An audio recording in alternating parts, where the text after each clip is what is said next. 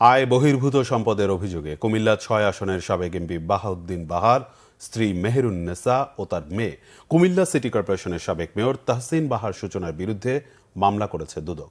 দুপুরে দুর্নীতি দমন কমিশনের মহাপরিচালক আনুষ্ঠানিক ব্রিফিংয়ে বলেন, মোট ৭২,৮৫,১৩,৬৫৩ টাকা আয় বহির্ভূত সম্পদ অর্জনের দায়ে কুমিল্লার সাবেক এমপি বাহার, তার স্ত্রী ও মেয়ে তাহসিনা বাহারকে এসব মামলায় অভিযুক্ত করা হয়েছে। বাহারের বিরুদ্ধে ৬৭,৪৩,৮৩৬ টাকার জ্ঞাত আয় বহির্ভূত সম্পদ অর্জনের অভিযোগ এনেছে দুদক। মেয়ে তাহসিনা বাহারের ৩,৪৫,৭৭০ টাকার সম্পদ অর্জনের তথ্য পেয়েছে দুদক। আর বাহারের স্ত্রী মেহেরুন্নেসা গৃহিণী হওয়া সত্ত্বেও তাকে ব্যবসায়ী দেখিয়ে স্বামীর অবৈধ সম্পদ বৈধ করেছেন বলে অভিযোগ করেছে দুর্নীতি দমন কমিশন।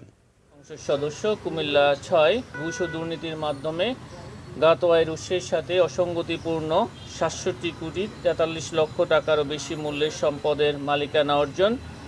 তাহসিন বাহার সূচনা, সাবেক মেয়র কুমিল্লা সিটি কর্পোরেশন, ৩ কোটি টাকারও বেশি মূল্যের সম্পদের মালিকানা অসাধু উপায়ে অর্জনপূর্বক ভোগ দখলে রাখায় অপরাধলব্ধ অবৈধ অর্থ জ্ঞাতসারে হস্তান্তর, স্থানান্তর ও রূপান্তর করায় তার বিরুদ্ধে দুর্নীতি দমন কমিশন আইন ২০০৪, দুর্নীতি প্রতিরোধ আইন ১৯৪৭ এবং মানি লন্ডারিং প্রতিরোধ আইন ২০১২ এর সংশ্লিষ্ট ধারায় আরও একটি মামলা রুজু করা হয়েছে।